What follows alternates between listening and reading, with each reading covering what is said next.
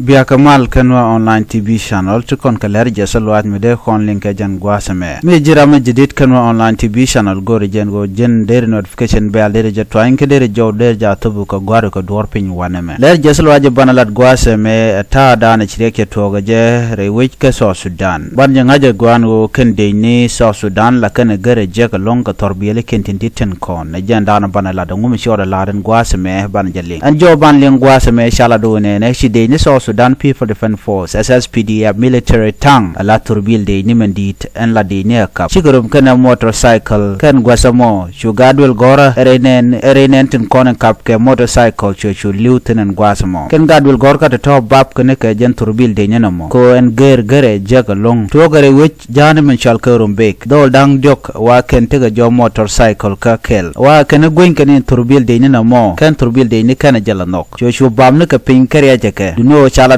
ne dangro shika ken doldul gor kel wa ramadan chite nien ke chiliu turbil de ne be ka jok chet ka men de motor de ten nyam da ko ben ka jok kran ka gari en gwasa mo kwar we going ne ja duop chu bam ne ka kan gadul gor ka dang jok to ne chu ram kel chu re dien karam kel chu te literam mo ne dangro shika yu ken cha ge turbil mo ke turbil de ne mo cha je chu yen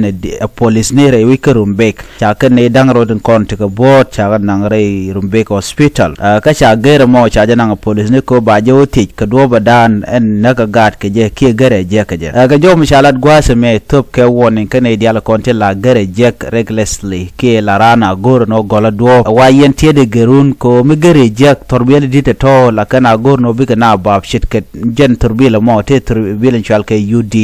torbil mo dide long jen tam torbil de ne dide mo ko torbil dide mo ne la kabn de ne karodien no ka jen mi di a chenche gorban wo dere re ni jen mandan te nyamde ala jo mandan jel ka je ko kan torbil di la kan jel ka peda long la motor la je ya pada kan wana mo be motor be je chu pat ponde be je chu rech ka benetin content jel ka je ba chu na torbil di to ke you deal to ton la kan ni ngala kan kan ka long ma ka na ro denti la gor jen wo mi shi ngaje no be torbil di de mo antanga mo rodo kap chong rodo woj bo pinchar ba wo bu kul lo kor jin ba she gor no be bel gwa da na ngoje je ka je gor jen wo jin be libe man mi cha chong ko jen te ka force mi di da chang je gere gor bon wo dong der je bapi na ngwanga no be je babon gwasamo na me jene ci tuok cha gadul gora na mo cha janak turbil de ni turbil SSPDF military tang de wikurum bek wajane jendana gore nywa ya kelbi atakamal